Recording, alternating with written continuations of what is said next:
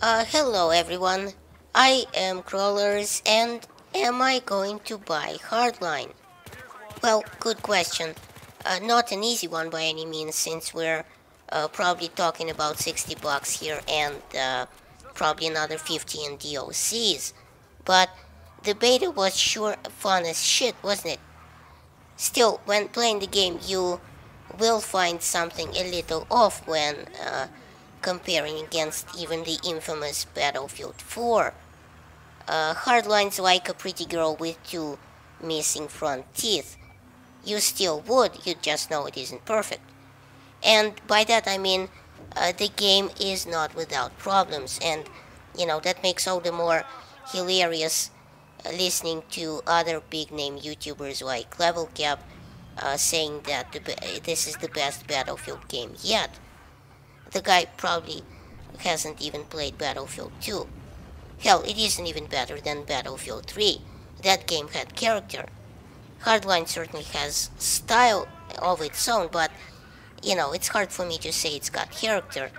And as the Wolf put it in Pulp Fiction, just because you are a character doesn't mean you have character. Which brings me to the obvious topic of YouTubers being paid for their videos by EA. Now, strictly saying, YouTubers like Level Cap, Chaboy, Russian Badger, there's many others probably, I'm sure, they get paid for the amount of views and not to skew their opinions toward the game and what they say in the videos. But, of course, when you watch it, watch the videos, it makes it hard to take them truthfully, as, their opinions become colored by the money that they receive. Because, one way or the other, big channels like Level Cap get a lot of hate coming their way. And if they say good things about the game, people start wadding up their panties and yelling that he's an EA shill, and that they pay money for his opinions. And if he's saying the game is complete crap, then, like his kind of sudden about face in the case of Battlefield 4 recently, people are unhappy too, thinking he's just doing it for spite or caving into public opinion and not being truthful. So, literally, you can't win with these people. I mean, don't get me wrong, Level saying that this is the best Battlefield game yet is a hilarious steaming pile of cow shit. Hardline is nowhere near the best Battlefield game, and frankly isn't even Battlefield at all. It looks like and feels different enough to be that it should be called something else. Otherwise it shouldn't have been a standalone game, but maybe Battlefield 4 expansion pack like Vietnam was for Bad Company 2. Getting paid for your time and making videos, especially if that's all you do, and you don't have a real job, so to say, it's nothing to be ashamed of. Anyone would do it if they could, sit on their ass and play games, more or less.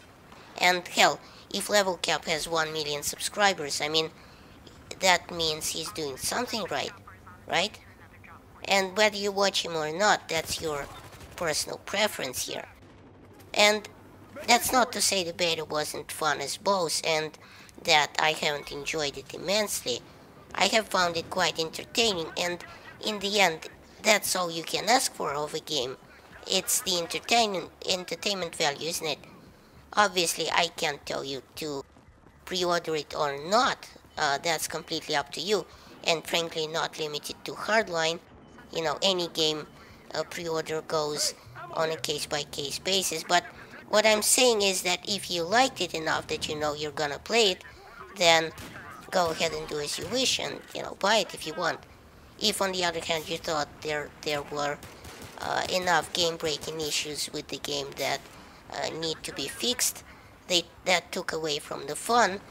And by the way, paying in advance actually means these issues will have less of a chance at being fixed, as the game copies will already be sold and EA won't give a shit about them anymore.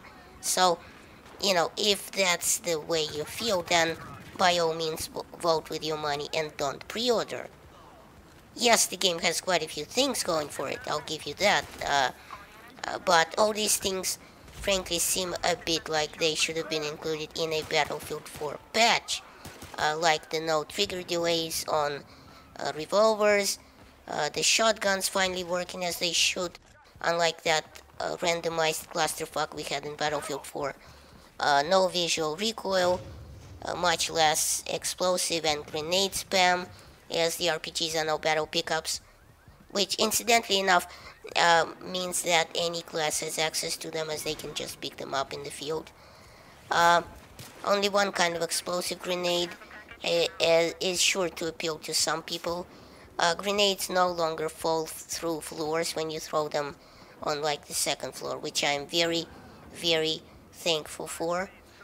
But then again, there was a truckload of problems, like driving physics being a problem sometimes and taking away from enjoyment of the game, where the focus is on driving most of the time.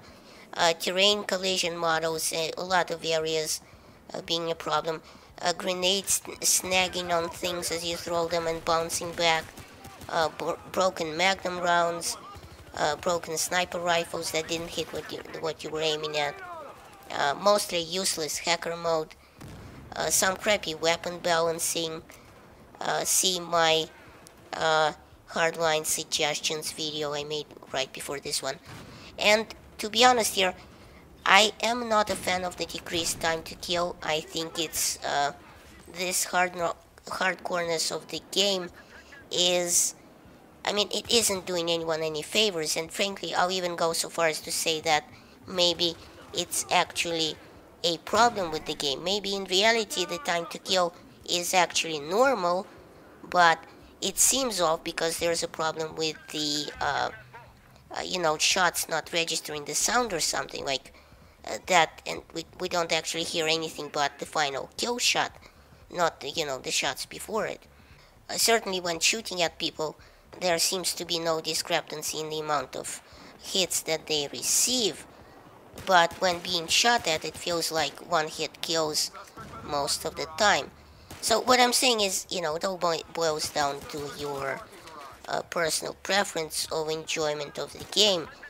It was fun as balls, but I'm not gonna pre-order it, and maybe buy it, only if I get like a coupon for Gamersgate or something. So, thanks for watching. Please rate and share this video, it helps my channel grow. Check out my other videos at the end of this one. And remember, in Soviet Russia, YouTube subscribes you.